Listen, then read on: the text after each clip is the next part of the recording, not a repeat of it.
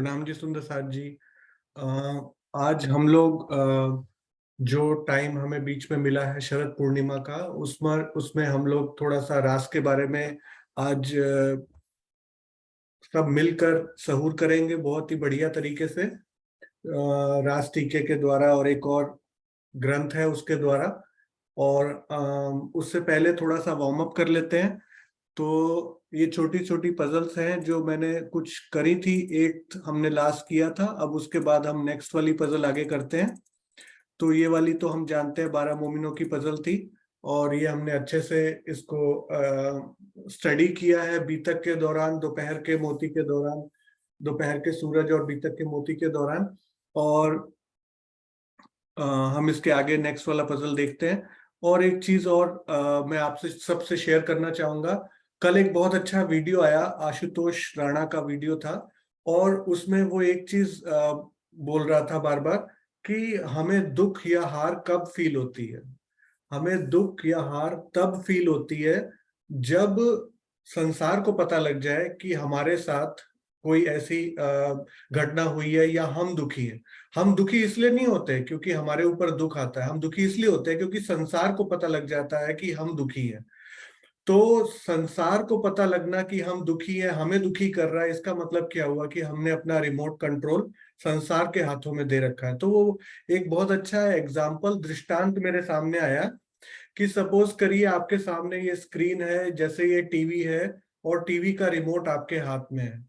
लेकिन अभी क्या होता है, सिचुएशन चेंज कर देते हैं क्योंकि आपने रिमोट अपने हाथ में रखा नहीं है, आपने तो सबके हाथ में दे रखा है दुनिया के।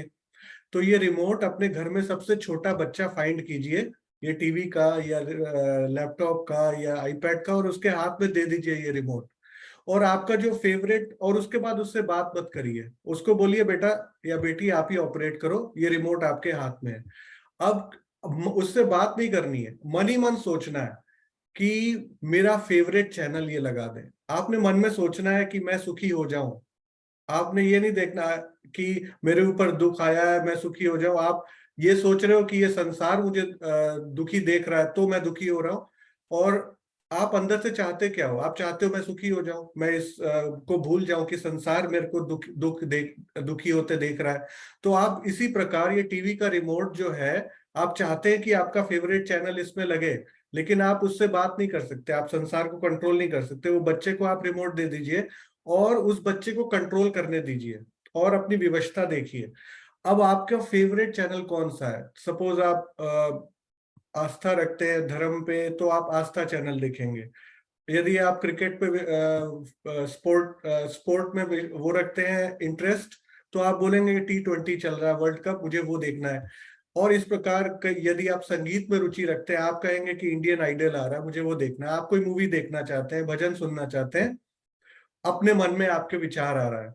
लेकिन क्या है, वो बच्चा जो है ना, वो बच्चे की बुद्धि जो है वो अपने हिसाब से वो कार्टून शो देखना चाहती है। तो वो अपने हिसाब से लगा रहा है, आप उससे बोल नहीं सकते, आप मन से बात कर रहे हैं, लेकिन आपने अपना रिमोट उसको दे रखा है। तो ये प्रॉब्लम है। वो जब जब चैनल लगाएगा आपको दुखी होगा, और जब वो चैनल सर्व करते हुए शायद एक चैनल आपका बीच में आ जाए, अचानक से आस्था आ जाए, आप मन से बोलेंगे अरे यही रुक जाओ, 2 मिनट तो मुझे देखने दो, अब ये आ गया मेरा चैनल। लेकिन फिर क्या होगा, वो बच्चा बोलेगा नहीं ये तो मेरा नहीं है, मैं आगे बढ़ जाऊंगा, आप फिर दुखी हो गए। तो आपने अपना रिमोट उस बच्चे को दे दिया, यानी कि संसार को दे दिया, और आप दुखी हो गए। तो ये बहुत अच्छा मुझे कल एग्जाम्पल लगा कि किस प्रकार हम सुंदर साथ जो है अपना रिमोट दूसरों के हाथ में ना दें और स्वयं अपने हाथ में रखें, तो हम संसार से दुखी नहीं होंगे। वरना माया करेंगे भारी, तो माया हमें दुख देने के लिए ही आई है। तो चलिए सुंदर साथ जी, छोटा सा एक क्विज खेलते हैं 5-10 मिनट का, और फिर हम रास की तरफ चलेंगे, क्योंकि रास की संसार को बहुत आवश्यकता है। रास का तात्पर्य हमने बहुत अच्छा अभी जब हम अपना वो देख रहे थे 12-14 ग्रंथों का, तो रास का हमने बहुत अच्छा एक पीडीएफ सोनिया जी ने बनाया था। मैं वो फिर से ओपन करता हूँ कि रास में उन्होंने किस चीज से उसको इक्वेट किया था। तो रास का जो वांग्मय स्वरूप के रूप में हम कंपैरिजन करते हैं, वो हमारे करते हैं चरणों से। करेक्ट। तो रास का जो कुलजम स्वरूप का जो वांग्मय स्वरूप है, उसमें हम रास वाणी को चरणों से इक्वेट करते हैं। तो रास चरण कमल क्यों कहे जाते हैं? श्री जी का चरण कमल धामधनी के चरण कमल से क्यों उसको इक्वेट किया जाता है? क्योंकि चरणों पे ही हम खड़े हो सकते हैं। हम आज बोले कि हमें सीधा कयामतनामा की वाणी चाहिए, वो हमारे अंदर हृदय में उतार दो, और राजी बोले कि तुम्हारे अभी बेस ही स्ट्रांग नहीं है, तुम बेस तो पहले स्ट्रांग करो, उसके लिए तो तुम्हें खड़े होना पड़ेगा, दौड़ना पड़ेगा, प्रेम की दौड़ लगानी पड़ेगी, और तुम्हारे तो चरण कमल ही स्ट्रांग नहीं है, तुम अभी खड़े ही नहीं हो पा रहे अपने बेस पे, और तुम बोल रहे हो मुझे दौड़ लगानी है जागनी में। तो जब तक हम अपने चरणों को स्ट्रांग नहीं करेंगे, यानी कि हमारे अंदर जो प्रेम आना चाहिए, जो विरह आना चाहिए, जो ज्ञान आना चाहिए, वो आया ही नहीं, वो बेस ही नहीं बना, और हम उस पे भवन खड़ा करना चाहते हैं रात से लेकर क़यामतनामा तक, तो हमारे चरण बहुत स्ट्रांग होने चाहिए। और उसी प्रकार जब हम किसी भी चितवनी के मार्ग पर आगे बढ़ेंगे, ध्यान के मार्ग पर, सबसे पहले जो ध्यान करेंगे वो राज जी के चरण कमल का ही करेंगे। तो इस प्रकार रास की बहुत ज्यादा इंपॉर्टेंस है, तो इसलिए थोड़ा सा आज हम रास को स्टडी करेंगे। उससे पहले चलिए इस क्विज की तरफ चलते हैं क्विकली, और रेज हैंड करिए कि इसमें कौन सा बीतक का वो मोती छुपा है जो हमने ऑलरेडी डिस्कस किया है। बहुत ही इजी पजल है। तो यहाँ पे कोई व्यक्ति तो दिख गए, लेकिन अब वो व्यक्ति क्या कर रहे हैं? अब ये थोड़ा सा मैंने हिंट दे दिया है। एक व्यक्ति है, वो अकेला रात्रि को एक जगह किसी रूम में है। तो ये कौन हो सकता है? हाँ जी, रेज हैंड कीजिए सुंदर साथ जी। बहुत इजी है, अगर अगले वाला दिखा दिया तो एकदम ही आउट हो जाएगा। हाँ जी, मुकेश कुमार जी। प्रणाम जी। प्रणाम जी। ये तो मुझे ऐसा लग रहा है जैसे देवचंद्र जी जो है बारात के पीछे जाने का इंतजार कर रहे हो। बारात के पीछे देवचंद्र जी जाने का इंतजार कर रहे हो, लेकिन देवचंद्र जी इतने बड़े थे क्या? हाँ, इतने बड़े तो नहीं थे। हाँ जी, तो थोड़ा सोचिए, एक रूम में अकेला कोई रात को लेटा हुआ है और अचानक से उठ रहा है। कैसा प्रसंग है ये? अचानक से उठ रहा है, देखिए, लग रहा है अचानक से उठ रहा है। अच्छा, समय भी रात का है। समय भी रात का है। तो थोड़ा ये सा तो और दिखाता हूँ, थोड़ा सा और दिखाता हूँ। देखिए ऊपर से कुछ आया। किसका हाथ आया? अच्छा, आप समझ गए। ये तो चांटा लगने वाली बात है। भैरव ठक्कर अपनी दुकान के अंदर है। बिल्कुल सही, ये माओजी भाई का प्रसंग है। तो क्या हाँ हाँ, प्रसंग था? सॉरी सॉरी, माओजी भाई। हाँ जी, बिल्कुल सही। तो क्या प्रसंग था, आप थोड़ा बताइए। वो दुकान के अंदर ही सो गए थे। मतलब वो सो क्या गए थे, मतलब उन्होंने जो है थोड़ा उनकी खंडनी कर दी थी, तो उनको बुरा लगा जीव भाव के हिसाब से, तो उन्होंने अपनी बेइज्जती समझी, तो उन्होंने सोचा कि लो, हमारे ही रह रहे हैं, हमारे ही सत्संग करें, और मेरी मेरी भी मतलब मेरे ऊपर ही खंडनी कर रहे हैं। वेरी इससे गुड। तो अच्छा मैं चर्चा सुनने आज जाऊंगा ही नहीं, घर ही नहीं जाऊंगा, मैं आज दुकान पर ही सो जाऊंगा। बहुत सही, वेरी गुड। तो चाटा किसने मारा? ये चांटा राज्य के आवेश स्वरूप ने। जोश, राज्य के जोश ने मारा। जी जी जी। राज्य का आवेश तो प्राणनाथ जी के अंदर है ना।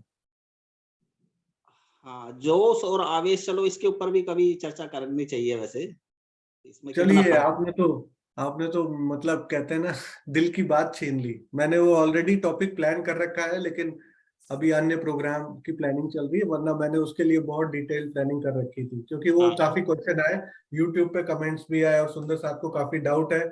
और जैसा कि झरोके टीम ने हमें बिल्कुल क्लियर स्पष्ट कर दिया है कि जब हम बीतक का टीका पढ़ें, चाहे दोपहर का सूरज पढ़ें, तो वो जो ज्ञान है ना, वो ज्ञान में छिपे हुए जो मोती हैं, उसके साथ साथ प्रेम के मोती भी छिपे हुए हैं। वो ज्ञान और प्रेम के मोती जो राजी ने हमें बीतक के माध्यम से दिए, वो बीतक के टीका के माध्यम से जब हमने उनको ग्रहण करना शुरू किया, तो वो जो प्रेम से ज्ञान मिलता है और जो ज्ञान से प्रेम मिलता है ना, 1:1, हैंड इन हैंड, वो चीज हमें बीतक के टीका में, और एक और बहुत अच्छा ग्रंथ मेरे को मिला था, तो मैं उसको डिस्कस करना चाहता था। तो राजी जैसे प्लान करेंगे करेंगे, उसमें बहुत अच्छा जोश आवेश का एकदम खुलासा स्पष्टीकरण दिया गया है। हाँ, और तो वो ये भी ये इसका खुलासा चौपाइयों के प्रमाण से होना चाहिए, तो और भी बिल्कुल अच्छा है। चौपाइयां, चौपाइयां ही राज्य की उसमें दी है, और इतना खुलासा करके दिया है कि कई पन्नों में उस बात को स्पष्ट किया गया है। तो वो राजन स्वामी जी का ही टीका है, ग्रंथ है वो। अब मेरा प्लान था करने का नेक्स्ट, लेकिन जो जो राज्य की इच्छा। चलिए प्रणाम। अब, प्रणाम जी, अब नेक्स्ट की तरफ बढ़ते हैं। और नेक्स्ट क्विज जो हमारे सामने आने वाली है, पिक्चर पजल, वो देखते हैं वो कौन सी है। तो ये जितना जितना रिलीज होता जाएगा उतना उतना इजी होता जाएगा। तो अभी थोड़ा सा और करूंगा बस, अब तो बिल्कुल ही अल्टीमेट क्लियर हो गया। अब तो कोई भी बता देगा ये क्या हो रहा है।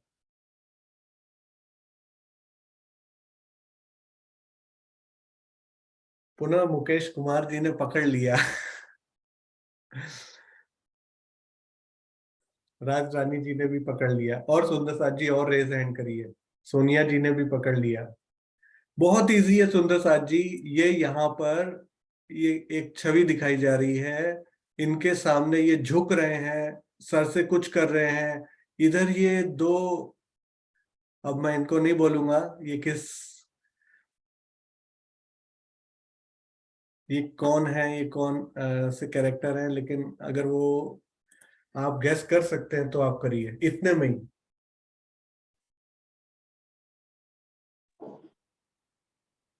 हाँ जी, बताइए सुंदर साथ जी।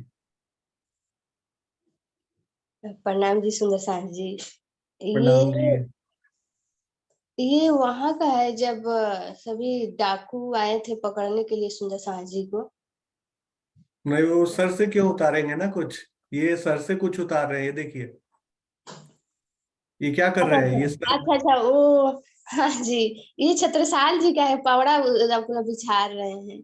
ओ हाँ जी, ये तो अभी पावड़ा सारे, बिछा रहे हैं, वहां का है ये अभी पन्ना जी का अभी तक है। हाँ हाँ, जी। अभी सारे सुंदर साथ पन्ना जी गए हैं और हम पन्ना जी का क्विज ले रहे हैं। हाँ जी। तो बताइए ये प्रसंग के बारे में थोड़ा सा बताइए, क्या हो रहा है, कैसे हो रहा है, बताइए। ये जब छत्रसाल जी को पूर्ण पहचान जब वहां से लेके जाते हैं तंदूर से, तो ये पालकी में बैठा के लेके आते हैं अपने कंधे पर, और यहाँ पर विराजमान करते हैं। यहाँ पर लेके आते हैं तो पवड़ा बिछाते हैं सर हम्म। से अपना। आज उनको पूर्ण समर्पण विश्वास हो गया, तो जो पाग था उनका वो छत्रसाल जी के चरणों में रख करके बिछा दिए। और जब बिछा पहले तो मझली रानी जी ने बिछाया था, तो बिल्कुल। छत्रसाल जी को ये लगा कि सेवा में तो मेरा मुझे स्थान चाहिए, ये जो पावड़ा बिछाने वाला है। हम्म। क्योंकि ये संसार के नाते से तो मैं पुरुष हूँ और पति हूँ, तो वो भी बिल्कुल। मेरा दायित्व हुआ कि मैं बिछाऊं। तो बिल्कुल। जो बिछाई थी वो अपना साड़ी का पवड़ा तो उन्होंने हटा दिया। तो उस टाइम मझली रानी जी को तकलीफ हुआ कि शायद मैं भी पुरुष तन में रहती तो मेरा पहला अधिकार रहता, स्त्री परफेक्ट। हूँ इसीलिए मेरा अधिकार नहीं है। तो छत्रसाल जी ने वो हटा करके अपना पाग का पावड़ा बिछाया उन्होंने। फिर धनी जी तो सबके दिल की बात जानते हैं, तो वो समझ बिल्कुल। गए कि इनके दिल में प्यार है, तो वो उनको दिल को तक दुख को समझ गए, और फिर ऐसी कृपा की कि वो उनका पावड़ा वहां तक पहुंच नहीं पाया सिंहासन तक उनका। सही। तो फिर वहां पे बीच खाली रह गया, तो अपना मछली रानी जी ने अपना साड़ी का पावड़ा बिछा करके वो भी अपना सेवा में समर्पण किया, और उनका भी प्रणाम जी। प्रणाम जी, बिल्कुल सही बताया आपने। और पन्ना जी में ही आजकल लोग शरद पूर्णिमा में एकत्रित हुए हैं आनंद लेने के लिए, और हमने भी श्री जी को पन्ना जी में सिंहासन पर बिठाने के लिए तैयारी कर ली है। प्रणाम जी। हाँ जी। चलिए सुंदर साथ जी, एक और कर लेते हैं लास्ट, और फिर हम चलेंगे रास ग्रंथ की तरफ।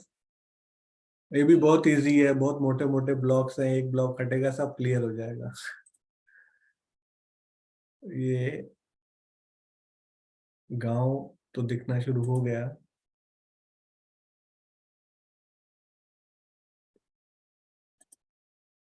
अभी तो बिल्कुल ही क्लियर हो गया।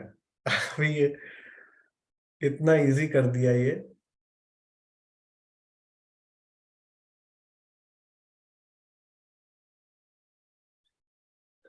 इसमें तो काफी काफी रेस हैंड होने चाहिए सुंदर साथ जी।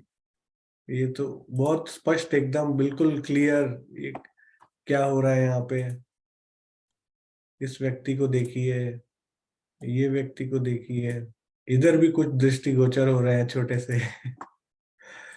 बिल्कुल क्रिस्टल क्लियर है, ये तो बहुत इजी है। हाँ जी सुंदर साथ जी, और रेज हैंड करिए। अभी भी नहीं समझ में आ रहा सुंदर साथ जी। विदुर भाई ट्राई कीजिए। ये देखिए, ये व्यक्ति जो है, और ये व्यक्ति नीचे है, और ये व्यक्ति क्या कर रहा है, मदद कर मांग रहा है, और इधर ये कौन देख रहा है छुप के। करिए ट्राई, कौन सुंदर साथ और रेज हैंड करेंगे, जल्दी कीजिए। वेट कर रहा हूँ, कोई नए सुंदर साथ ट्राई करें, जो बहुत ही इजी है, वेरी इजी। हाँ जी प्रफुल्ल जी, आप कीजिए।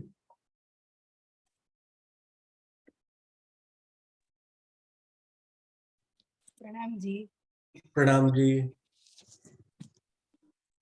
मुझे हरिदास जी का प्रसंग लगता है वेरी गुड।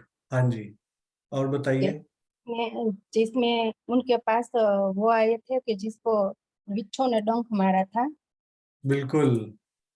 और हरिदास जी उसके पास जो मंत्र था उससे वो बिच्छू के डंक जो लगा था वो उतार रहे थे, और देवचंद्र जी को भी कह रहे थे कि तुम्हें भी ये मंत्र सीखना चाहिए कि जो इस बिच्छू का डंक तुम भी उतार सकते हो। तो देवचंद्र जी ने कहा कि हरिदास जी, गुरु जी, मुझे तो तुम्हें वो मंत्र दिया है कि वो लाखों बिच्छू के डंक लगने से जो जहर उतरता है, वो जहर मुझे दिए वो मंत्र से मैं उतार सकता हूँ, तो मुझे करेक्ट। इस मंत्र की कोई जरूरत नहीं है।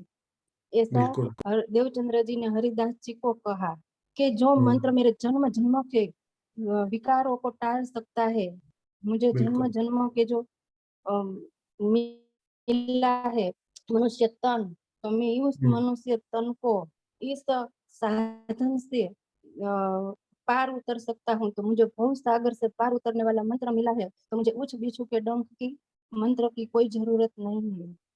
ऐसा बिल्कुल सही। देवचंद्र जी ने कहा हरिदास जी को, और वो प्रसंग यहाँ का है। वो प्रसन्न प्रणाम हो जी। गए, उसके उत्तर से वो प्रसन्न हो गए, देवचंद जी के उत्तर से, कि आज तक ऐसा कोई आंसर ही नहीं मुझे मिला मिला मुझे। नहीं है कि हाँ मुझे किसी ने कहा कि ये बिल्कुल। मंत्र मुझे आपके दिए वो श्रेष्ठ है, बिल्कुल। इसीलिए ये क्या हमें कर भी रहे उसे यह शिक्षा मिलती है कि हमें भी धनी ने वो मंत्र दिया है, तो हमें भी क्या कुछ मंत्र लेना चाहिए, हमें भी तारतम मंत्र जो हमें भव सागर से पार उतरने का मिला है, तो हम उसी में बिल्कुल। ही लग जाए। हम क्यों इस संसार के झूठे मंत्र में फंसे रहे। बिल्कुल सांसारिक कामनाओं के ये भी लिए हम यहाँ देवी, से शिक्षा मिलती है। देवी बिल्कुल देवताओं को क्यों सांसारिक, पूजे।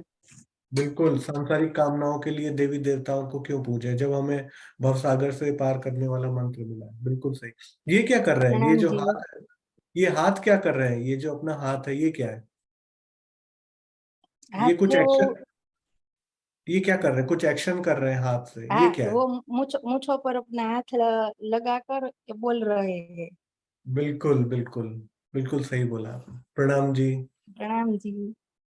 हाँ जी सुंदर साथ जी, बहुत ही इंटरेस्टिंग। हमें भवसागर से पार होने का तारतम वाणी का ये जो मंत्र मिला है, हम उसी की ओर आगे बढ़ते हैं, और हम अपनी जो आज की सोची हुई थी क्लास उसको आगे बढ़ाते हैं, रासवाणी की। तो सुंदर साथ जी 14 अंग वांग्मय स्वरूप राज जी के हम अच्छे से देख चुके हैं। जो प्रेम सखी ने हमें बड़े प्रेम से एक एक अंगों में डुबोया, और उनकी शोभा बताई कि किस प्रकार जो चतुर्दश 14 अंग हैं। और आपको जानकर हैरानी होगी, अभी हम अष्टपहर की जब बीतक करेंगे सुंदर साथ जी, तो उसमें बहुत ही इंटरेस्टिंग वाणी गायन के ऊपर प्रसंग आने वाले हैं। और वाणी गायन के प्रसंग में आपको हैरानी होगी जानकर कि जब श्री जी के साथ सुंदर साथ वाणी गायन की सेवा में आते हैं, तो कितनी टोलियों में आते हैं, how many teams were there, when Sriji was doing वाणी गायन, how many teams were there? उस समय भी 14 ही टीमें थी, 14 ही टोलियां थी। तो इस प्रकार वो 14 टोलियों में वाणी गायन होता है, और एक भी मिनट ऐसा नहीं होता कि कोई भी अपनी ड्यूटी से एक सेकंड भी लेट हुआ हो। सारी की सारी 14 टीमें तैनात रहती हैं कि कब टाइम मिलेगा और हम श्रीमुख वाणी का गायन करेंगे। तो ऐसी ही हमारी ये बीतक से जुड़ी हुई 14 टीमें जो कि इतने प्यार से बीतक पढ़ रही हैं, और कभी भी एक दिन भी डिले नहीं हुआ, एक मिनट भी डिले नहीं हुआ। सब सुबह 6 बजे रेडी हो जाते हैं कि हमारी टर्न कब आएगी। तो चलिए सुंदर साथ जी, ऐसी सेवा भावना आपके साथ बनी हुई है और बनी रहेगी, राज जी करेंगे। तो हम ये रास ग्रंथ का शॉर्ट में पढ़ेंगे, लेकिन रास का और डिटेल में एक जगह स्वामी जी ने वर्णन किया है, तो उनके ग्रंथ से हम पढ़ेंगे जो उन्होंने खुद लिखा है चौपाइयों के साथ। तो हाँ जी, सुरक्षा आंटी आप ये पढ़िए रास ग्रंथ के बारे में जो शॉर्ट में वर्णन दिया गया है, फिर हम दूसरा ग्रंथ लेंगे। आप इसका थोड़ा सा पढ़िए, रास ग्रंथ। सुंदर साथ जी प्रणाम जी। प्रणाम जी। प्रणाम जी। यहीं से चालू कर दूं पहले ही? हाँ, रास ग्रंथ यहीं से। हाँ जी। रास ग्रंथ में अक्षरातीत श्री राज जी के द्वारा श्री कृष्ण का तन धारण करके अपनी आत्माओं के साथ की गई पवित्र प्रेम लीला का वर्णन है। पर ब्रह्म श्री प्राणनाथ जी की रासमयी ब्रह्म लीला ही रास है। रास ग्रंथ का अवतरण संमत 1715 में हफ्सा में हुआ था। तो रास ग्रंथ में जो है पवित्र प्रेम लीला का वर्णन है। ये हम देख चुके हैं 11 साल 52 दिन के बाद, ब्रिज की लीला के बाद जो महारास की लीला होती है उसका वर्णन रास ग्रंथ में है। और इस रास को हम जो प्रतिबिंब की रास की लीला हुई उसको जो संसार में जिसको नॉलेज है, संसार के अंदर जिसकी नॉलेज है वो तो प्रतिबिंब की रास है, लेकिन ये जो महारास की लीला है इसका वर्णन सिर्फ और सिर्फ रासवाणी में हुआ है। तो आप थोड़ा सा इसके बारे में, अब हम एक और ग्रंथ है तारतम के निर्झर। तो तारतम के निर्झर जो ग्रंथ है इसके अंदर रासवाणी का वो निर्झर जो तारतम वाणी ने बहाया, वो स्वामी जी ने अपनी चर्चा में बहाया, वो निर्झर का हम रसपान करेंगे, उस प्रेम का रसपान करेंगे रास की चौपाइयों के द्वारा। और हम उसको आज थोड़ा सा पढ़ेंगे कि रास एक्चुअली कहते किसको है। हाँ जी, अब आप यहाँ से पढ़िए माया। मैं पढ़ूं आगे से? हाँ जी, यहाँ से पढ़िए माया। हाँ जी। माया गई पोताने घेर, हवे आत्म तू जाग्या नी कहे, तो माया नो थयो नाश, जो धनिये की दो प्रकाश। प्रकरण 2, रास प्रकरण 2 का एक पहला प्रकरण। अक्षरातीत धाम के धनी ने यह जो रास ग्रंथ अवतरित किया है हमारी आत्मा को जागृत करने के लिए किया है। सामान्य रूप से रास ग्रंथ को देखकर यह एहसास हो सकता है कि जागने के ब्रह्मांड में रास ग्रंथ की आवश्यकता क्या है। रास का तात्पर्य केवल योग माया के ब्रह्मांड में होने वाली रास से नहीं है, यद्यपि इस ग्रंथ में योग माया में होने वाली रास का ही वर्णन है, किंतु रास का तात्पर्य है प्रेम और आनंद का सागर जब अपनी लहरों के साथ क्रीड़ा करने लगता है तो उसको कहते हैं रास। सामान्य रूप से देखिए, किसी छोटे बच्चे को उसकी मनपसंद चीज मिल जाए तो खुशी में वह थिरकने लगता है। इस दुनिया में ब्रह्मानंद को कैसे व्यक्त किया जाए, इसीलिए रामतो का एक आधार लिया गया है। अक्षर की आत्मा ने प्रेम लीला को देखना चाहा था। प्रेम का तात्पर्य आकर्षक नहीं, प्रेम शब्दों से परे है। जहाँ शरीर का आभास है वहां प्रेम नहीं, जहाँ इंद्रियों का आभास है, जहाँ संसार के अस्तित्व का आभास है वहां प्रेम नहीं है। हाँ, अभी कितना अच्छा हमने देखा था कि बहुत वो अच्छा एग्जाम्पल। हाँ, अभी हमने देखा था ना कि किसी छोटे बच्चे को रिमोट दे दो, वो कैसे खुशी में, मेरे को आज रिमोट दे दिया पापा ने, आज मैं अपना कार्टून चैनल देखूंगा। तो वो खुशी में अपनी खुशी में इतना लीन हो जाता है कि वो व्यक्त नहीं कर पाता कि वो कितना खुश है। ऐसे ही जब अक्षरातीत जो आनंद का सागर है, जब अपनी आत्माओं के साथ, लहरों के साथ लीला करने लगे, उसको रास बोलते हैं। और रास में प्रेम का आधार व्यक्त करने के लिए रामतों का आधार लिया गया है। लेकिन ये जो योग माया की रामतों की रास के बारे में वर्णन है, ये सिर्फ आधार मात्र है ताकि हम ब्रह्मानंद को संसार के सामने पेश कर सकें। लेकिन रास जो है वो शरीर के द्वारा किए जाने वाले हाव भाव को रास नहीं कहते। रास जो है वहां इंद्रियों का कोई काम नहीं, संसार की कोई गति नहीं, वहां पर मन की कोई गति नहीं, हर चीज से परे, जहां पर जो अक्षरातीत का पवित्र प्रेम अपनी आत्माओं के साथ, जो अक्षर ने भी इच्छा की कि मुझे वो रास देखने को मिले, उसका वर्णन रास ग्रंथ में किया गया। हाँ जी, यहाँ से पढ़िए। प्रेम तो शब्दातीत का है, जो हुआ ब्रह्म के घर, सो तो निराकार के पार इत दुनी पावे क्यों कर। दुनिया में जो कुछ ज्ञान है आदि नारायण द्वारा ऋषियों के अंदर वेद के रूप में प्रकट हुआ है, और वेदों का ज्ञान अक्षर के मन अव्याकृत में स्थित है। मूल अक्षर ब्रह्म जिस प्रेम को जानना चाहते हैं, स्पष्ट है कि वह आदि नारायण को मालूम ही नहीं, क्योंकि जो अक्षर को मालूम नहीं तो उसके सपने के मन के स्वरूप को कहाँ से मालूम होगा। फिर आदि नारायण को जो चीज नहीं मालूम वह ऋषियों एवं संसारी लोगों को क्या मालूम हो सकता है।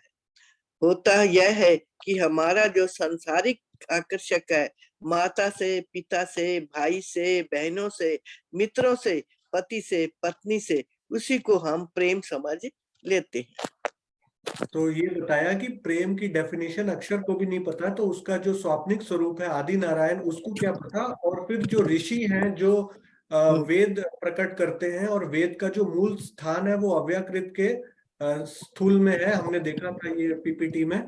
और उनको कहाँ से पता होगा। हम लोग क्या मान लेते हैं, मैं किसी से प्रेम करता हूँ, मेरा बहुत अच्छा स्नेह है, तो उसी स्नेह को हम प्रेम समझ लेते हैं।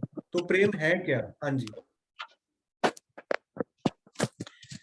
प्रेम नाम दुनिया में ब्रह्म सृष्टि ल्याई इत, ए प्रेम इनो जाहिर किया, ना तो प्रेम दुनिया में कित। प्रेम क्या है? धनी ने कहा है, जब चढ़े प्रेम के रस, तब हुए धाम धनी बस। जिस अक्षरातीत के बारे में संसार में कोई जान ही नहीं सका, उस अक्षरातीत को अपने बस में करने का साधन प्रेम बताया गया है। तो प्रेम है क्या? रास ग्रंथ में यही दर्शाया गया है कि प्रेम के सागर ने अपने अंदर आनंद का सागर समाया हुआ है। प्रेम का सागर अपने अंदर आनंद की लहरों से क्रीड़ा कर रहा है, इसको कहते हैं रास। संसार रास की डेफिनेशन बता दी कि सागर अपनी लहरों से क्रीड़ा कर रहा है। तो सागर किसका है? प्रेम का सागर है। उनके हृदय में गंजानगंज प्रेम भरा हुआ है, और वो आनंद की लहरों के साथ क्रीड़ा कर रहा है, तो इसको बोलते हैं रास। हाँ जी, आगे। संसार में आजकल रास की बहुत सी मंडलियां हैं। वृंदावन में बहुत सी मंडलियां मिल जाएंगी। ये वे नृत्य कला में परमगत होती हैं, गायन वादन में पारंगत होती हैं, अंगों से तरह तरह की लीलाओं का प्रदर्शन कर लेती हैं। संसार के लोग तो समझते हैं कि बस यही रास है। हमें यह भी ध्यान देना होगा कि ये तो योग माया के रास की मात्र एक झलक है। 11 दिन की जो लीला दिखाई गई है थी, उसकी झलक मात्र संसार वाले जानते हैं। यह तो जागनी रास का ब्रह्मांड है, और जागनी रास में जो आनंद है वह योग माया के रास में नहीं मिल पाया। क्यों कि योग माया के अंदर होने वाली रास में आदि नींद थी, आदि जागृति, ब्रज की लीला हुई। पूरी नींद को जो सुपन, काल माया नाम धराया तिन। और योग माया में आत्माओं को इतना पता था कि ये हमारे धाम धनी है, लेकिन हमारा घर कहाँ है ये पता नहीं था। इसका अस्तित्व तो उस स्वप्न की तरह है। उसे स्वप्न में यदि कोई व्यक्ति देखता है कि मैं राजा बन गया हूं, तो जैसे ही नींद टूटती है, सपना टूटता है, फिर अपने को कंगाल पाता है वैसे ही रास का अंत है। जागनी रास कुछ और महत्वपूर्ण है। तो ये रास लीला के बारे में बताया कि अभी जो हम योग माया की जो रास है उसके बाद अब जो जागनी की रास चल रही है उसमें हम जो है पूरी पूरी पूरी जागनी मतलब पूरी जागृति की लीला हम देख सकते हैं, क्योंकि इससे पहले जो थी वो अर्ध जागृति थी।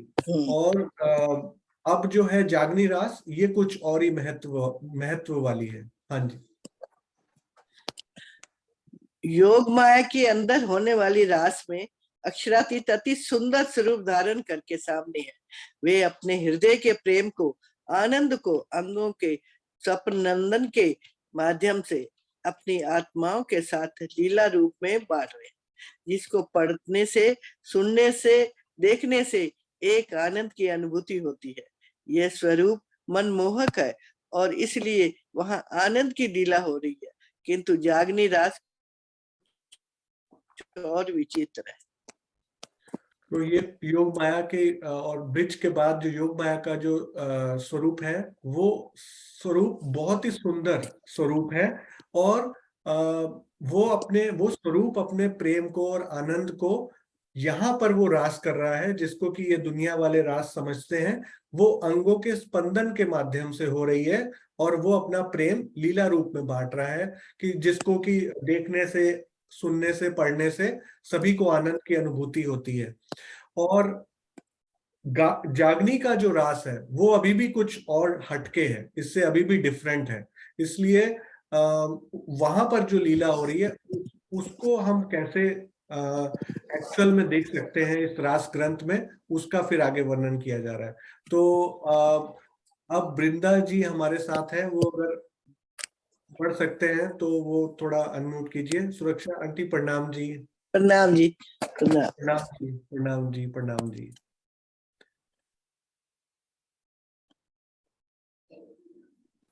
प्रणाम प्रणाम हजूर, प्रणाम जी, प्रणाम। प्रणाम जी हजूर। आप यहाँ से पढ़िए, जागनी रास के अंदर क्या हो रहा है। जागनी रास के अंदर आत्मा अपने धाम हृदय में साक्षात युगल स्वरूप। आवाज आ गई? हाँ बिल्कुल, हाँ जी। आज साक्षात साक्षात युगल स्वरूप को पा रही है। उस युगल स्वरूप को जो परमधाम में मूल मिलाव में विराजमान है। योग माया के ब्रह्मांड में योग माया का श्रृंगार है।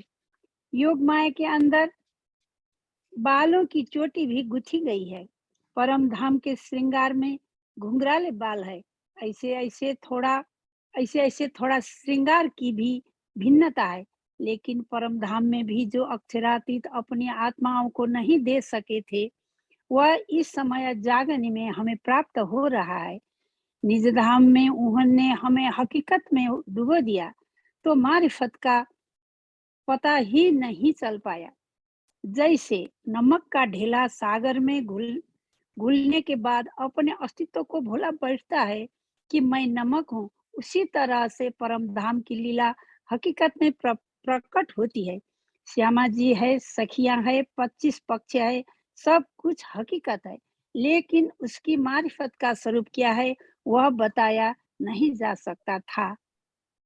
तो जैसे योग माया में रास को क्रियान्वित करने के लिए अंगों का स्पंदन जरूरी है लीला रूप में, ऐसे ही परम धाम की वहदत में, निज धाम में हकीकत जो है, हकीकत की लीला जरूरी है।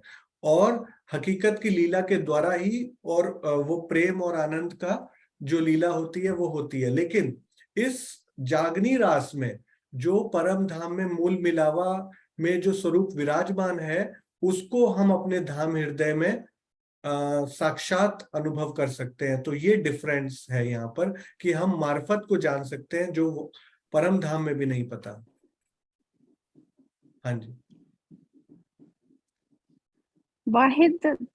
वाहिदत क्या है?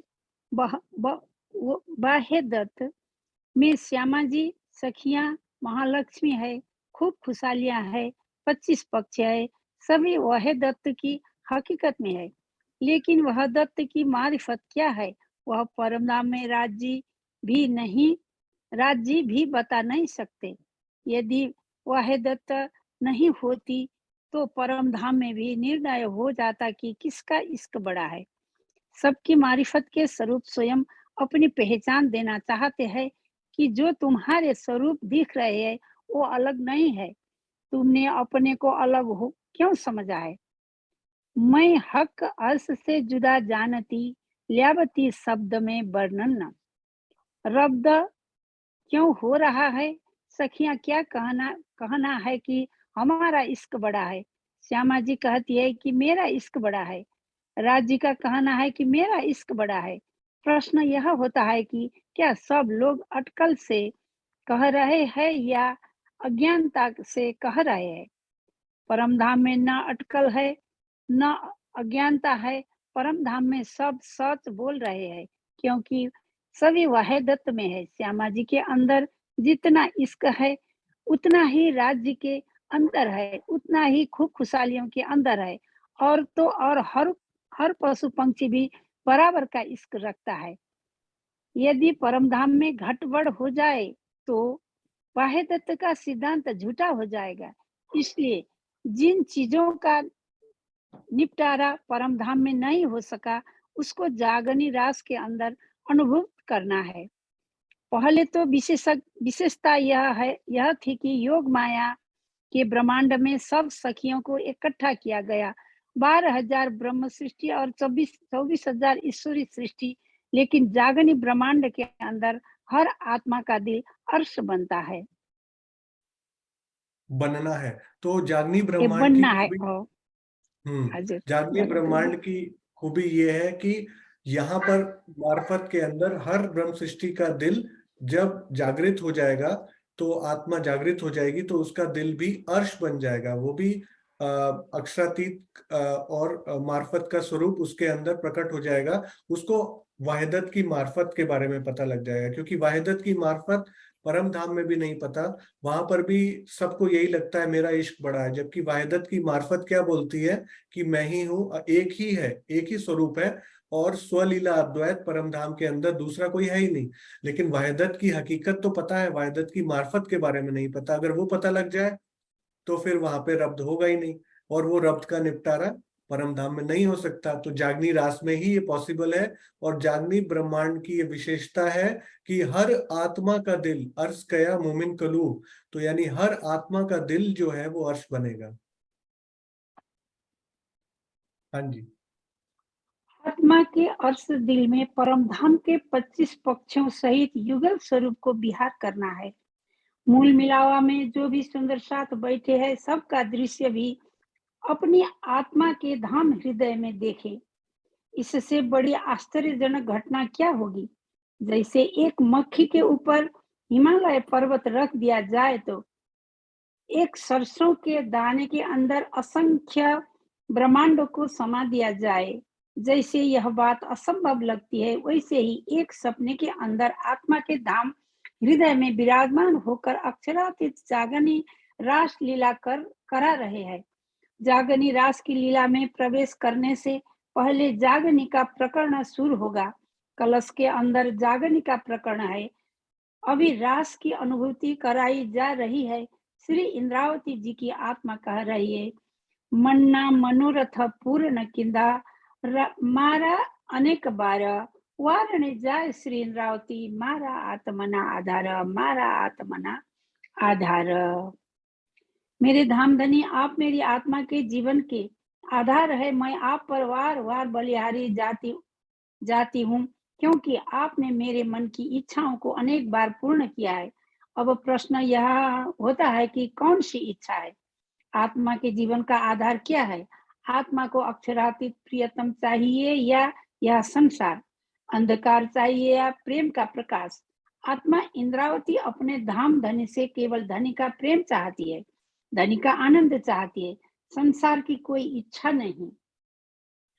बिल्कुल, जो आत्मा है वो दृष्टा होकर बैठी है, तो आत्मा इंद्रावती की हो, और आगे हम देखेंगे कि हर एक की आत्मा जो वहदत का स्वरूप है, एक है, एक का स्वरूप, एकत्व का स्वरूप है, एकत्व का सिद्धांत है, वो चाहती कुछ नहीं है संसार का। वो यही चाहती है कि आप ही मेरे आत्मा के आधार हो।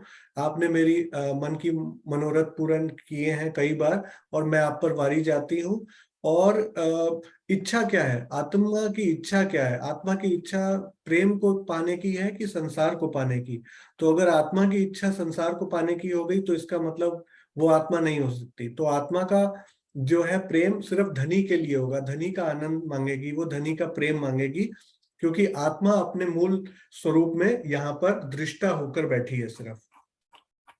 और यहाँ पर बता दिया कि धाम हृदय में आत्मा के संपूर्ण परम धाम के 25 पक्ष, युगल स्वरूप, सुंदर साथ, एवरीथिंग समा गया। जैसे कि यहाँ संसार में देखते हैं, एक छोटा सा चावल का दाना होता है ना, उसको भी संसार में करके दिखाया राज जी ने।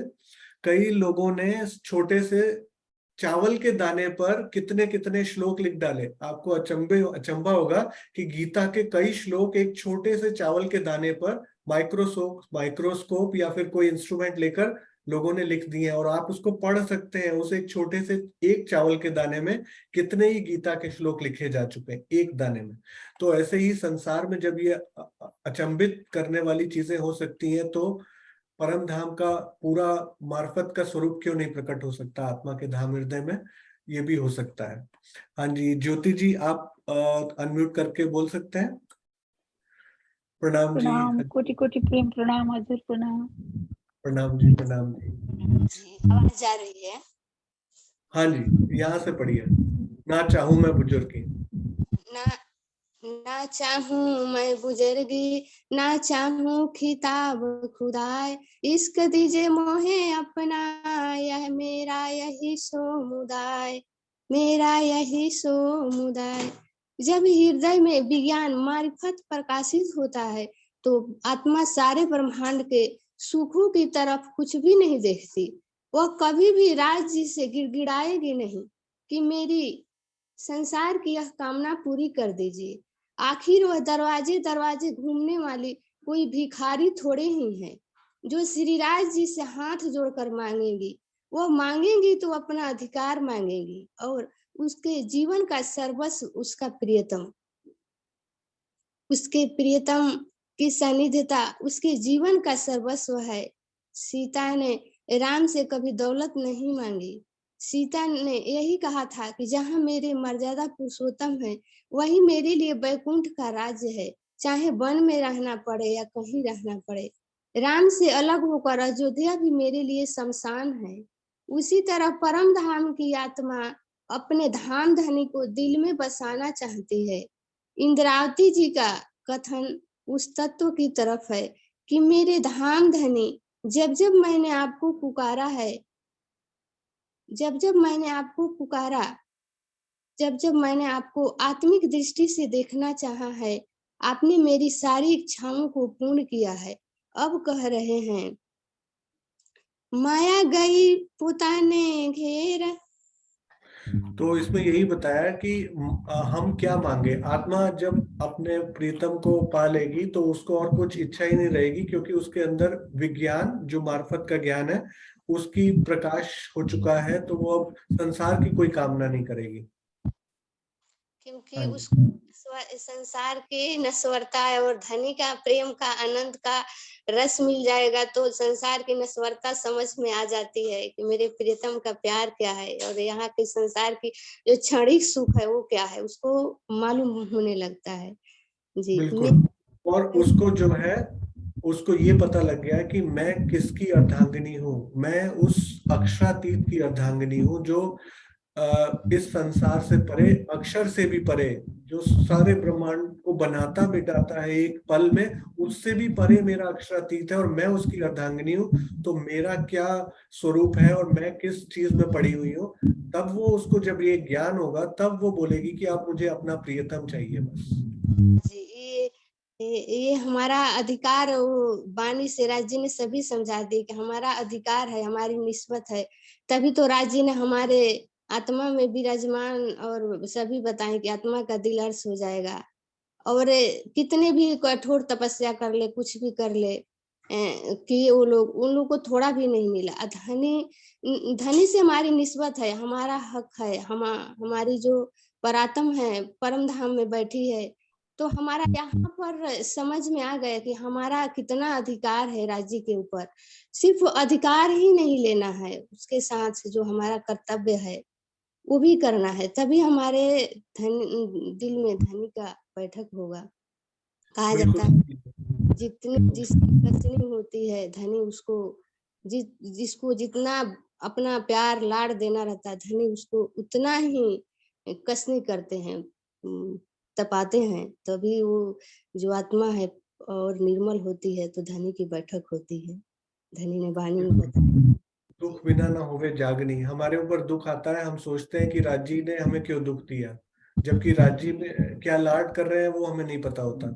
और वाणी को देने का आज दुख का ऊपर है ना श्लोक। यहाँ का ये जो महाभारत हुआ था तो कुंती भी, ये संसार के जब ऐसी स्थिति है, कुंती हमेशा यही कहती है कि कृष्ण हमें दुख ही दो, क्योंकि दुख में तुम साथ रहते हो।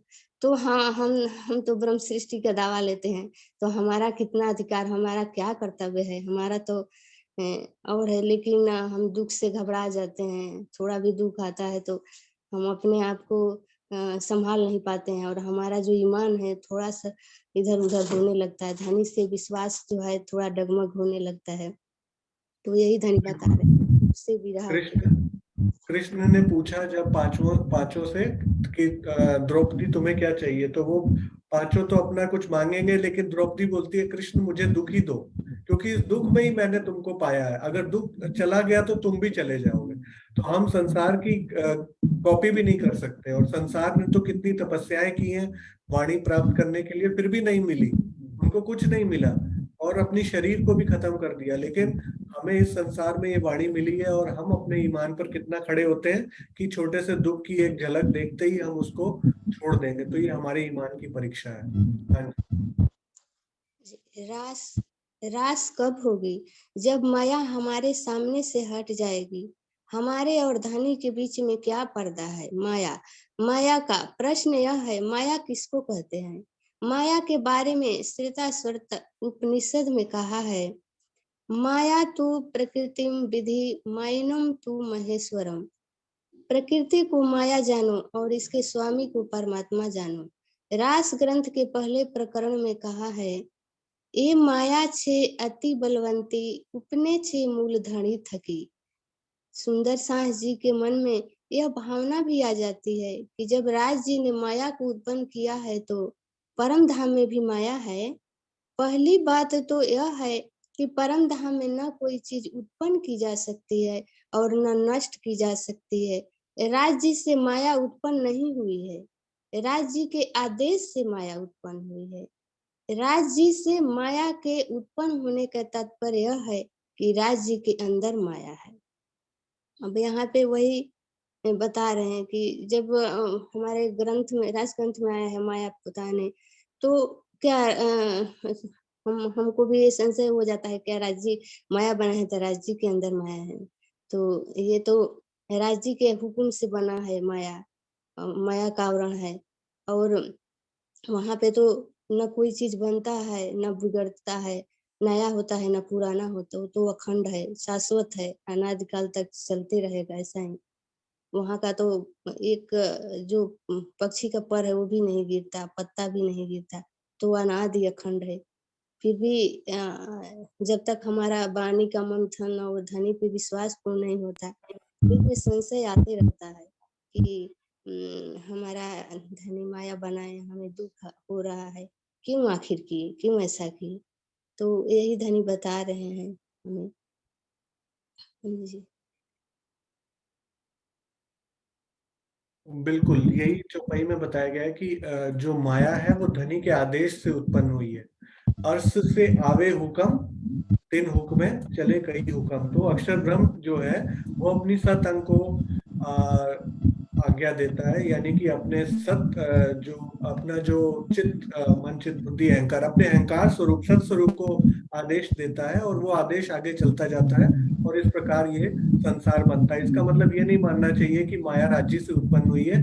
राज्य के अंदर माया का प्रवेश भी नहीं है, वहां तो माया का शब्द भी नहीं पहुंच सकता, तो माया कहाँ से पहुंचेगी। ये माया पढ़ूं?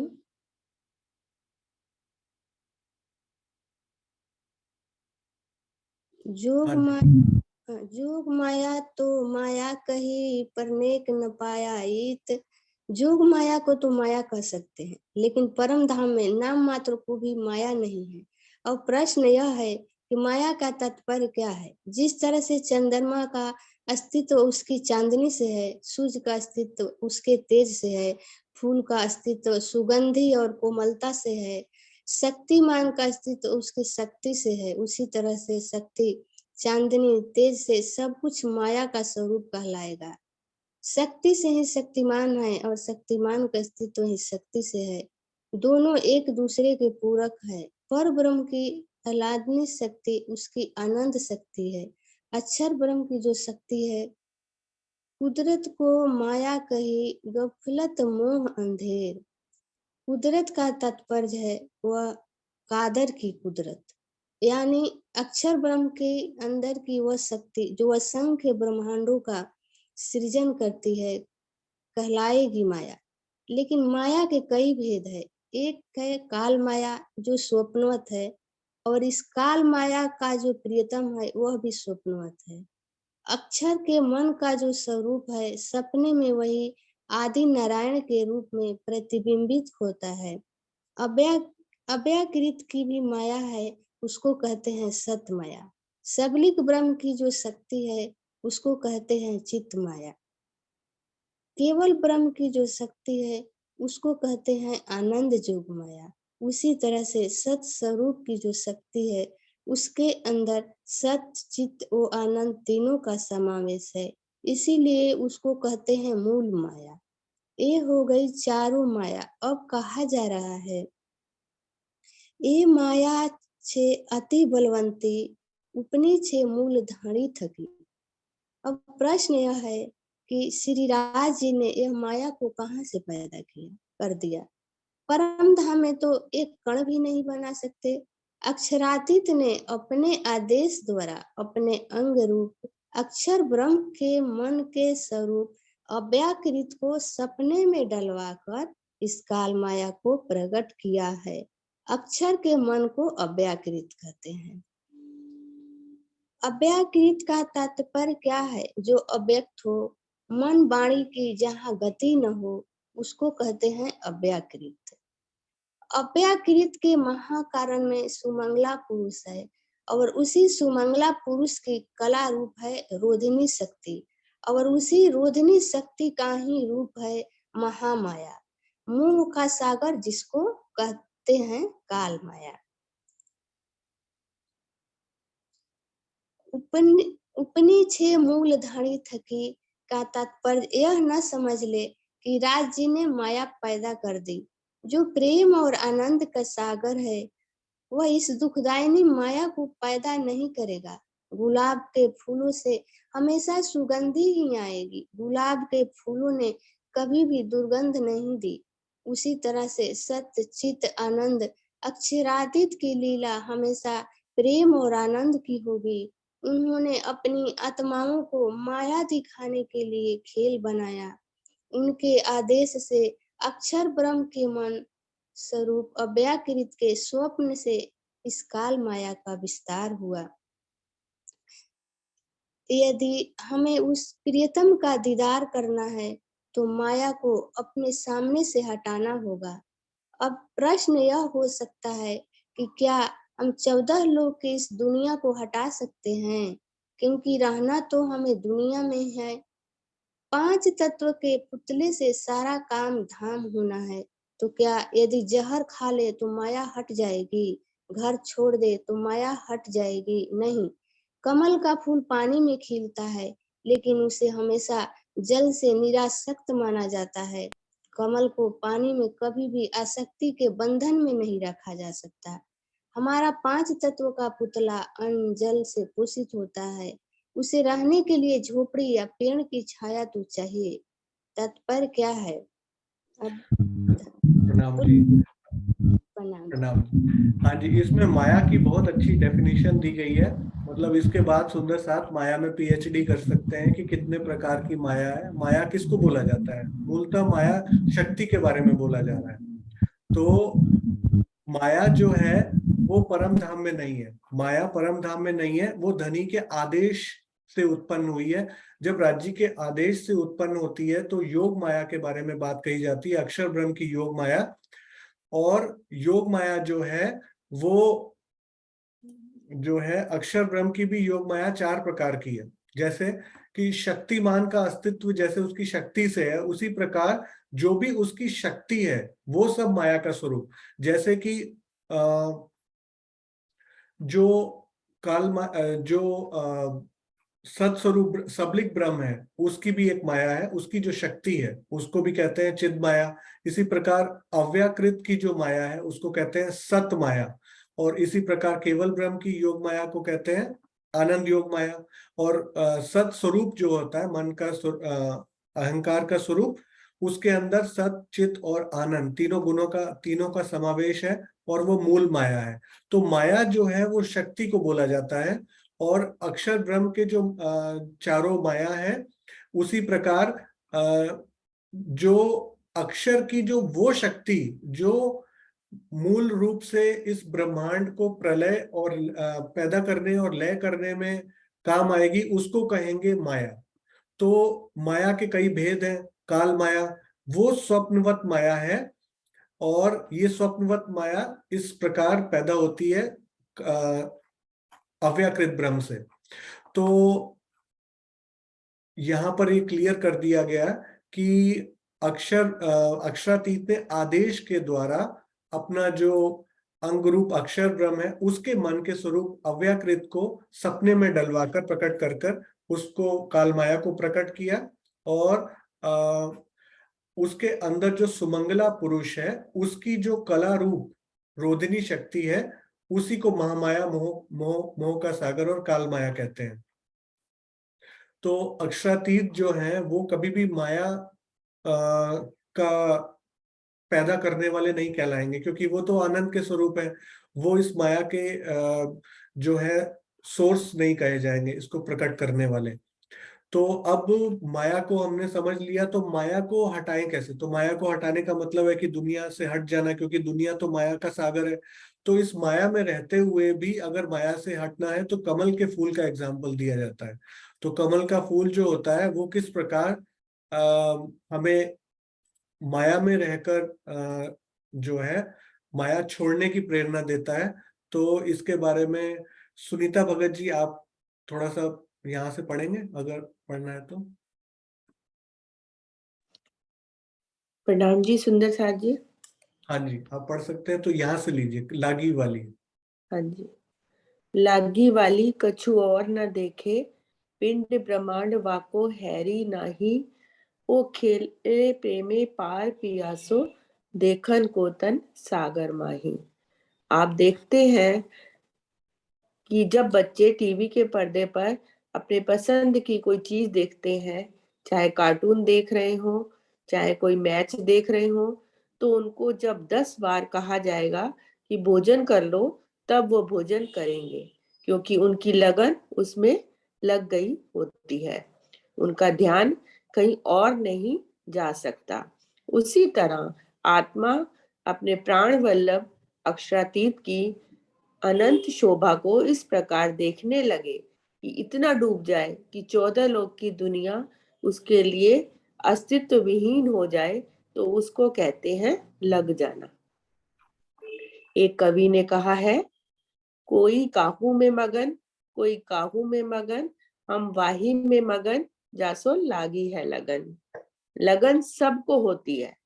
किसी को धन कमाने की लगन है, किसी की लगन अध्ययन करने में है, किसी की लगन सेवा करने में है।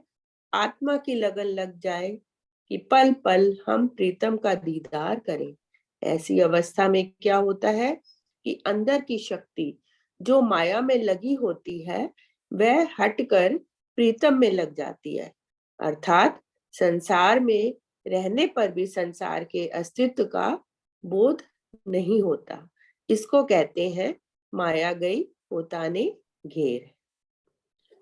शरीर तो माया का है, हमारे मन, चित्त, बुद्धि, अहंकार भी माया के हैं, जीव भी माया के अंदर नारायण से प्रकट होता है। प्रश्न ये होता है कि माया को भगाएं कैसे। यहाँ माया को भगाने का तात्पर्य है जन्म जन्मांतरों की तृष्णा जो माया के सुखों से ही शांति की कल्पना करती आ रही है, उसको समाप्त करना। ये तृष्णा ही है जिसने इस जीव को लाखों योनियों में भटकाया है। मनुष्य न जाने कितनी बार शराब पीता है, मांस खाता है, विषयों का सेवन करता है कि मुझे शांति मिल जाए। चेतन को 3 ही चीजें चाहिए, प्रेम, शांति और आनंद। इन तीनों को पाने के लिए ही वो सारे पाप करता है। बिल्कुल। तो आपका इंटरनेट थोड़ा वीक हो रहा है, तो इसमें वही बताया गया है। एक बहुत अच्छी चीज शेयर करना चाहूंगा मैं यहाँ पे। कल एक वीडियो देख रहा था, और जैसे इसमें माया को हटाने की बात की जा रही है कि माया इतनी शक्तिशाली है, वो सब में तो समाई हुई है, हमारे हमारे रोम रोम में माया है। फिर हम माया से अलग कैसे हो सकते हैं, उसको भगा कैसे सकते हैं। तो बोला गया कि माया भी तो एक शक्ति है, तो हमारे अंदर भी जो शक्ति है वो माया में लगी हुई है ना। अगर हम अपनी जो अंदर की शक्ति है जो माया में लगी हुई है, तो हमारे पास भी जो शक्ति है वो माया से हटकर अगर प्रियतम में लग जाए तो माया जो है पोताने घेर। और इसके लिए जो हम साधारणतया जो भी व्यक्ति आगे बढ़ता है वो क्या करता है, वो आनंद, प्रेम और शांति के चक्र में कहीं ना कहीं भटकता है। किसी को पाने के लिए कुछ ना कुछ करता है कि मुझे शांति मिल जाए, प्रेम मिल जाए। तो एक कोई गीता जैसे बहुत होती है, एक और भी गीता है जो अष्टावक्र गीता है, उसका एक व्यक्ति ने वीडियो बनाया और उस पर डिटेल में बोल रहा था। उसने एक बड़ी अच्छी बात बोली जो यहाँ स्वामी जी ने तृष्णाओं के बारे में लिखी है।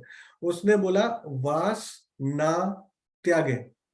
उसने बोला वास ना त्यागे, वासना त्यागे।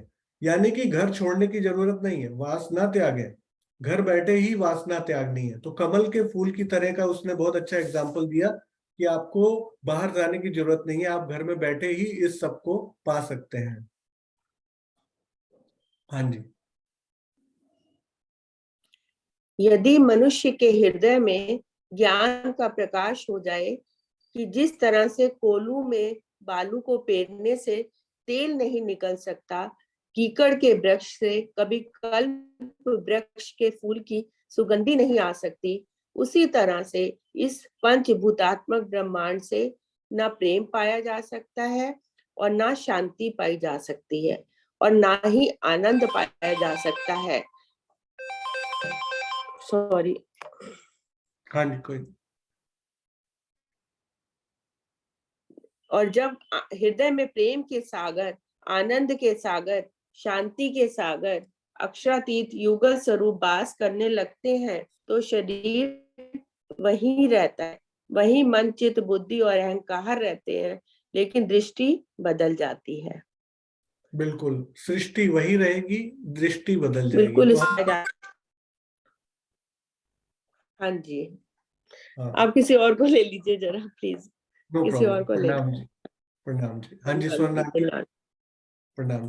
तो इसमें यही बोला है कि सृष्टि नहीं बदलेगी, दृष्टि बदल देंगे तो सृष्टि भी बदल जाएगी। तो अक्षरातीत को अगर पाना है तो इस पंचभूतात्मक शरीर में ही पाया जा सकता है, लेकिन हमें अपने हृदय को अक्षरातीत की तरफ मोड़ना होगा।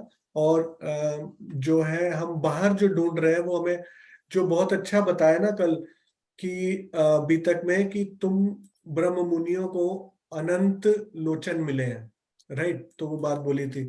और अष्टपहर की शुरुआत हुई मंगलाचरण और पन्ना जी की शुक्राना की बीतक। तो उसमें बड़ा अच्छा क्लियर बता दिया उन्होंने कि तुम्हारे 2 आंखें हैं, 2 पेयर्स ऑफ आईज। एक हो गई बाहरी आंख। बाहरी आंख मतलब बाहरी आंख कौन सी? जो हम संसार को देखते हैं। तो जैसे कि स्वामी जी ने बताया ना, हम कुछ भी देखें तो हमारे पास इंद्रियां हैं। देखने की इंद्रिय है, स्पर्श की इंद्रिय है, सूंघने की इंद्रिय है। इसी प्रकार आपने ध्यान दिया होगा, एक बार केबीसी आया था अमिताभ बच्चन का, उसमें एक व्यक्ति ने आंखें बंद, पट्टी बंधी, हाथ पर कलर्स को फील किया, यानी कि उसकी देखने की इंद्री उसने ऐसे स्पर्श इंद्री में डाल दी कि वो हाथों से देखने लग गया। तो हमारे पास जो भी अनुभूत होता है वो बाहर की आंखों से होता है। ज्ञान भी हम कैसे लेते हैं? ज्ञान हम देख के पढ़ते हैं ना, सुन के पढ़ते हैं, बोल के सुनाते हैं। तो ज्ञान के लिए भी बाहर की इंद्रियां काम में आ रही हैं, पहुंच रहा है आत्मा तक, लेकिन ये बाहर की आंखें खुल रही हैं। तो ये जो ज्ञान हम लेते हैं ना, सबसे पहले चितवनी में ज्ञान से डूबे, चर्चा में डूबे, चाहे जो हम अध्ययन कर रहे हैं अभी, स्वाध्याय, ये भी बाहर की नेत्रों से है, ये ज्ञान के द्वारा। फिर अंदर के नेत्र कब खुलेंगे? जब ये ज्ञान हमारे हृदय में उतर जाए, हमारे विवेक को पता लग जाए कि ये चीज असली है और संसार नकली है, तो हम अंदर की ओर जब मुड़ेंगे, तो हमारी अंदर की आंखें जब खुलेंगी, तो वो प्रेम की आंखें, तो वो 2 सेट्स ऑफ आईज कौन सी होंगी? वो प्रेम की आंखें होंगी।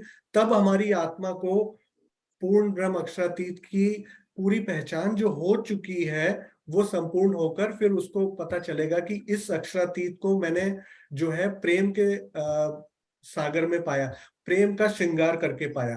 तो जब हम ये टीका पढ़ रहे हैं या कोई भी ग्रंथ पढ़ रहे हैं, हम ज्ञान के द्वारा पढ़ रहे हैं, लेकिन उसके अंदर ज्ञान जो निहित है, वो ज्ञान क्या दर्शा रहा है? ये तो एक थ्योरी है ना, रास्ता बता रहा है, वो बता रहा है प्रेम को कैसे पाना है। तो हम जब तक अपनी अंदर की आंखें नहीं खोलेंगे, प्रेम की आंखें नहीं खोलेंगे, जो कि इस ज्ञान और प्रेम का सम्मिश्रण जो हम ग्रंथ पढ़ रहे हैं, ये टीका ज्ञान और प्रेम का सम्मिश्रण है। इस चीज को अगर हम अपने हृदय में आत्मसात करें कि इसमें ज्ञान भी सम्मिलित है और इसी वाणी में प्रेम भी सम्मिलित है, और प्रेम से ही पढ़ना है इसको, ये नहीं कि मुझे रटना है या मुझे इसके भावार्थ पढ़ने हैं। स्वामी जी ने यहाँ जो टीका लिखा है वो वर्ड मीनिंग डिक्शनरी से नहीं लिखा। मैं कई बार आजकल ट्रांसलेशन करता हूँ, गुजराती, नेपाली, पंजाबी, इंग्लिश, हिंदी, जर्मन, बहुत कुछ करता हूँ मैं आजकल। तो उसके दौरान मैं जब इस टीके का विश्लेषण करने लगा एक दिन, तो मैंने ये पाया कि अगर सामान्य बुद्धि से मैं इसके एक एक वर्ड का ट्रांसलेशन करूं, तो I will never go ever close to this what has been written. मैं इसके करीब छू भी नहीं पाऊंगा। लेकिन अगर हृदय में अक्षरातीत का प्रेम और ज्ञान भरकर कोई इसको लिखे और पूर्ण समर्पण के साथ लिखे, तो वो भावार्थ जो होगा ना, वो वर्ड मीनिंग नहीं होगा, वो भावार्थ के अंदर आपको अक्षरातीत से बात करने को मिलेगी। एक एक चौपाई में आपको लगेगा जैसे अक्षरातीत मेरे से बात कर रहे हैं। और ये फीलिंग जब आपके अंदर उतरनी शुरू हो जाएगी, तो आपकी अंदर की आंखें खुलनी शुरू हो जाएंगी।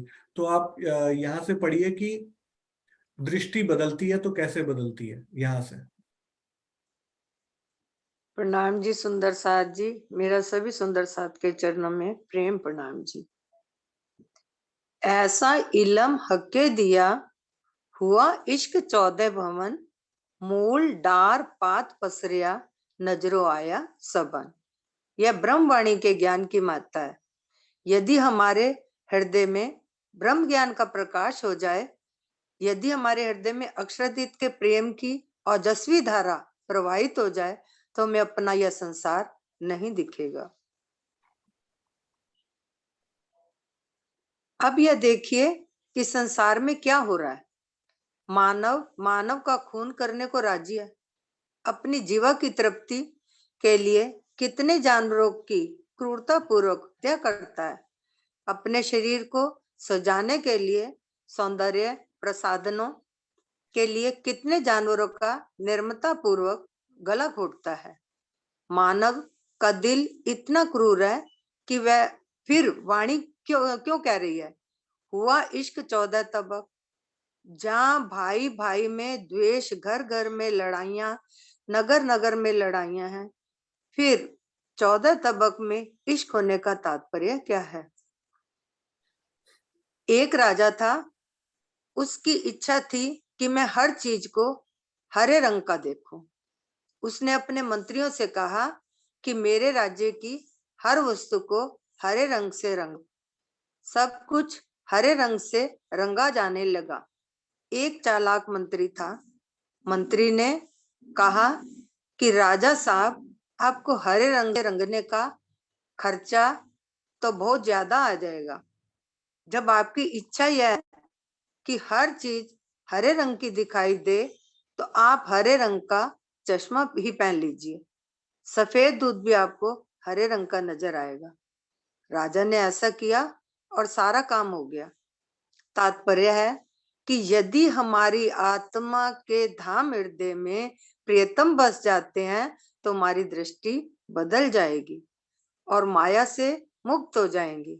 प्रियतम को बसाने के लिए पहले इल्म चाहिए, खुदाई इल्म, ब्रह्मवाणी का ज्ञान। यदि ज्ञान ने हमारे हृदय की अज्ञानता के अंधकार को दूर दिया, अज्ञानता के अंधकार को दूर कर दिया, हृदय में प्रेम का रस प्रवाहित हो गया, तो क्या होगा? ज्ञान और प्रेम के संगम से ऐसी स्थिति बन जाएगी कि माया समाप्त हो जाएगी। इसी को कहा जाता है माया गई पोताने गए, यानी माया हमारे हृदय से हट गई और वह अपने घर चली गई है। माया का कोई घर नहीं है। इस संसार में रहते हुए वैसे ही माया से किनारे रहेंगे, जैसे कमल का फूल पानी में रहते हुए भी पानी से अलग रहता है। अन्यथा माया का संसार तो ऐसा ही है। काजल माया की के बारे में, कोठरी में, हाँ जी, यहाँ पे माया के बारे में बताया कि हमें अपना जो है ना वातावरण वो हरा नहीं बनाना, हमें खुद को हरा बना देना है। यानी हम ब्रह्मवाणी रूपी चश्मा पहन ले तो हमारे पूरे संसार हरा, हमें पूरा संसार प्रेममय लगेगा। अगर आप देखना चाहो तो आपको वही दिखेगा जो आप अंदर से देखना चाहो। यानी आप न्यूज़पेपर उठाओ सबसे पहले और उसको पढ़ना शुरू कर दो, आपको पूरे संसार में क्या दिखेगा? क्रूरता दिखेगी, निर्दयता दिखेगी, और जो मानव मानव का खून कर रहा है, जो आज संसार में समाज में सबसे ज्यादा जरूरत किसकी है? समाज में सबसे ज्यादा ज्यादा जरूरत एक ही मंत्र की है, वो है प्रेम मंत्र। सिर्फ प्रेम की जरूरत है पूरे समाज को, पूरे संसार को। सारा संसार, सारा इंसान, सारा जो मानव है, जो भी चेतन जीव है यहाँ का, वो किसके पीछे भाग रहा है? प्रेम, शांति और आनंद। और वो मिलेगा नहीं उसको, वो बाहर भाग रहा है। तो वो क्या कहता है कि सारे संसार को जो है मैं वैसा ही देखना चाहता हूँ, लेकिन सारा संसार तो प्रेममय हो नहीं सकता। तो अगर हर व्यक्ति अपने अंदर ये प्रेम का मंत्र डाल ले और प्रेम का ही ये गीत गाए और ब्रह्मवाणी के इश्क और प्रेम की जो ये रसधारा बह रही है, इससे स्वयं को रंग ले, तो उसको संसार भी वैसा ही दिखने लगेगा। वरना माया का संसार तो कैसा है?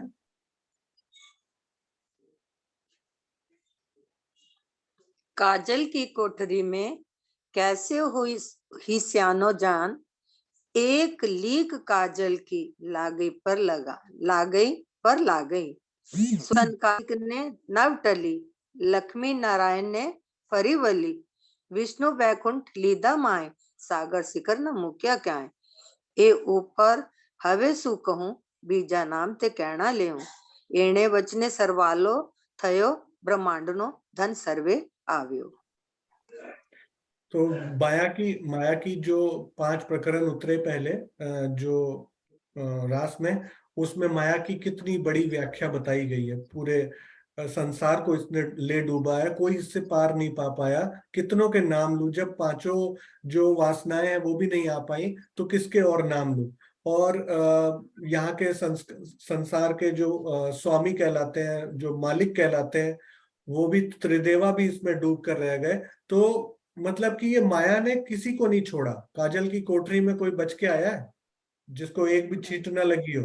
तो कितना भी सियाना हो जाए, कितना भी ज्ञानवान हो जाए, जब तक वो अक्षरातीत के प्रेम और ज्ञान में नहीं जाएगा, उसको माया छोड़ेगी नहीं। हाँ जी। स्वयं अक्षरातीत कह रहे हैं कि सुखदेव जी, जिनको जन्मते ही ना तो पिता का मोह था और ना माता का मोह, उनको इतना भी पता नहीं था कि स्त्री क्या होती है और पुरुष क्या होता है। उनको भी कमंडल का मोह हो गया। सनक, सनंदन, सनातन, सनत कुमार, ये चारों ब्रह्मा जी के मानसी पुत्र जो 5 साल की उम्र में ही घर से निकल पड़ते हैं कि हमें परमात्मा का दर्शन चाहिए, हमें संसार के सुखों से लेना देना नहीं।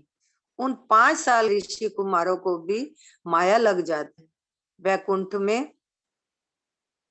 बैकुंठ में जाते हैं तो वहां जब जय विजय द्वारपाल रोकते हैं, नहीं मानने पर ऋषि कुमारों ने श्राप दे देते हैं। सुखदेव हो, सनकादिक हो, ब्रह्मा जी हो, भगवान शिव हो, माया ने इन महान विभूतियों को कहीं ना कहीं पछाड़ा है। जब उनका यह हाल है तो उन सांसारिक प्राणियों का क्या हाल होगा जो शरीर से पैदा हुए हैं, जिनका जीव कितने जन्मों में काम, क्रोध, मद, लोभ, अहंकार के विकारों से सना हुआ है। ऐसी माया को पैरों से ठोकर मारना कितनी बड़ी उपलब्धि कही जा सकती है, और वह धाम धनी कृपा से ही प्राप्ति है। हवे आत्म तू जाग्याणी केर, आत्मा कब जागृत होगी?